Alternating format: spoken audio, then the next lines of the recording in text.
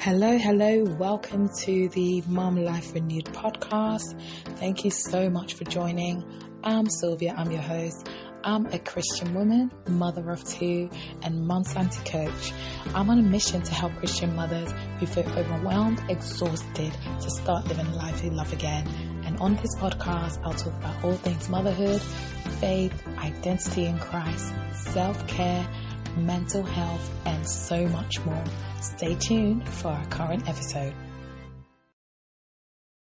Hello. Good morning, good afternoon, good evening.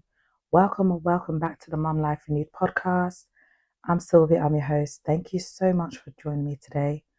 On today's episode, I'm going to be talking about the 6th part of the 7-part series, the Wellbeing Series. And today I'm going to be focusing on environmental well-being. Environmental well-being is defined as the impact of your surroundings, your spaces, or your environment on your well-being, and being able to look after what God has given us to steward of His creation. On this podcast, I'm going to be focusing mainly on looking after our home. And I recognize that your space is a reflection of your mind. One thing I've noticed is that when I'm stressed and I'm overwhelmed, it has an impact on the way I look after my home. As in, there's more clutter, there's more mess, and housework doesn't get done as quickly. And so I want you to reflect on and think about how your mind and your worries and your anxieties and what's going on in your head affects your spaces. As moms, we have responsibilities to not just look after our children, but we also have to look after the environment that they're sleeping in. And I spend a lot of time thinking about how the space looks, ensuring that it's clean. And there are times where I'm struggling to keep on top of that, I'll be honest. I recently completed the Christian Mum Wellbeing Survey. Thank you so much for anyone that completed that. And one of the results from the survey was that a lot of mums are struggling to maintain the home, especially when it comes to laundry and decluttering. This is an area that I'm personally also working through, and I've actually joined a decluttering challenge in January that I'm going to use to help me declutter my home. I will make a point that I declutter pretty much every year because my children are growing quite fast, and to reduce the overwhelm in terms of their clothes, I do make it a point to declutter at least once a year. I decluttered late last year because I'd moved into my home just under a year ago, and my plan is to do the declutter again, God willing, in the next couple of weeks. Decluttering really helps me to be clear, and it's so interesting how decluttering your physical space is so closely linked to decluttering our minds. I noticed that when my mind is clearer, I'm able to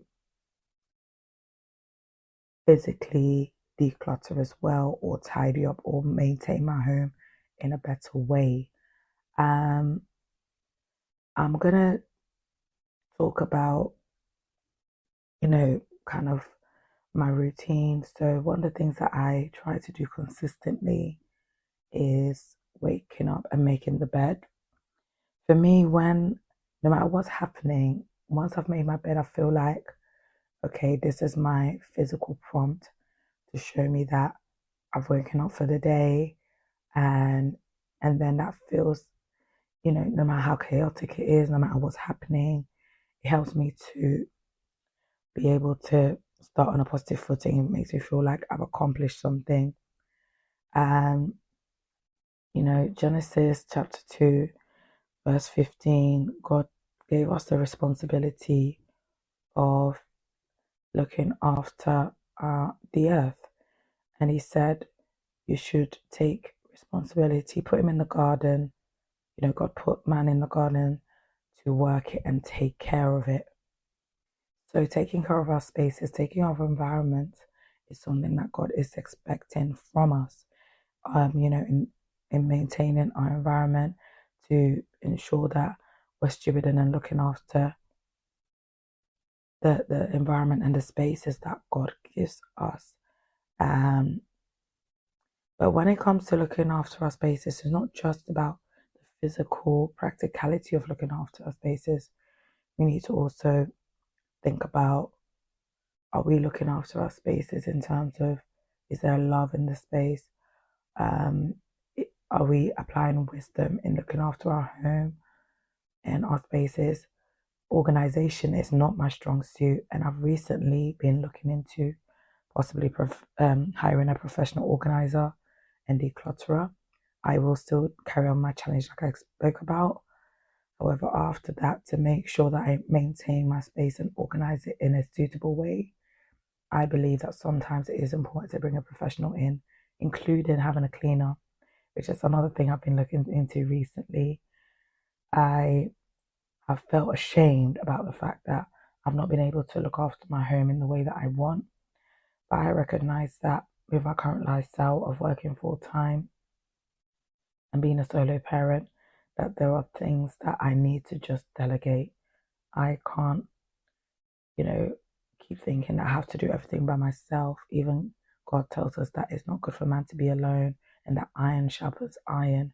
And so me trying to think that I can do something that I've not really ever done on my own for a long time is, I guess prideful. I have to be honest. It's a lot of pride. I keep thinking that I have to do things the way that I was brought up to do things, the way my mother did it, the way my family did it. But I recognize that this is a new chapter and season of my life, and I have to start doing things my way in a way that works for my lifestyle and not compare myself to other moms, to my own mother even, and thinking that everybody's got it all together, everybody can look after their home. It's really interesting that I went to an event in the summertime that I really wanted to attend with fellow mums. It was a picnic actually. It was like a family picnic, and in order to get there on time, there were certain house chores like not washing the dishes, for example, that I decided to deprioritize so that I could prioritize interacting with other people. Well, during the picnic, the conversation came about in terms of how we left our home. I said, I'll be honest, I didn't even manage to get the washing up done before I came. And I think there were two other women. I said, oh yeah, me too. And I always had this perception that everybody else had it all together, especially in this social media era where it's so easy to compare ourselves with other people and other moms. Made me recognize that I'm not alone in my struggles. I'm not alone in the difficulties I have with looking after my home. That is actually quite normal. So I need to stop putting myself down, stop being ashamed about it. And if there are areas I'm struggling with, then perhaps I need to seek outside support.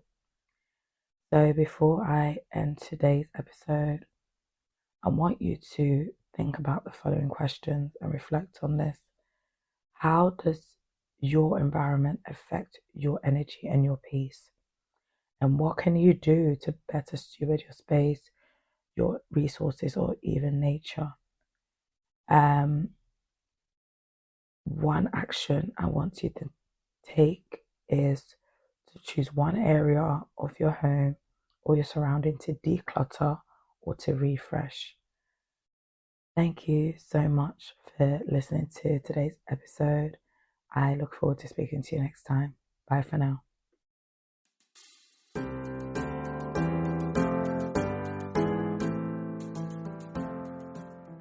Thank you so much for listening to today's episode of the Mum Life and You podcast.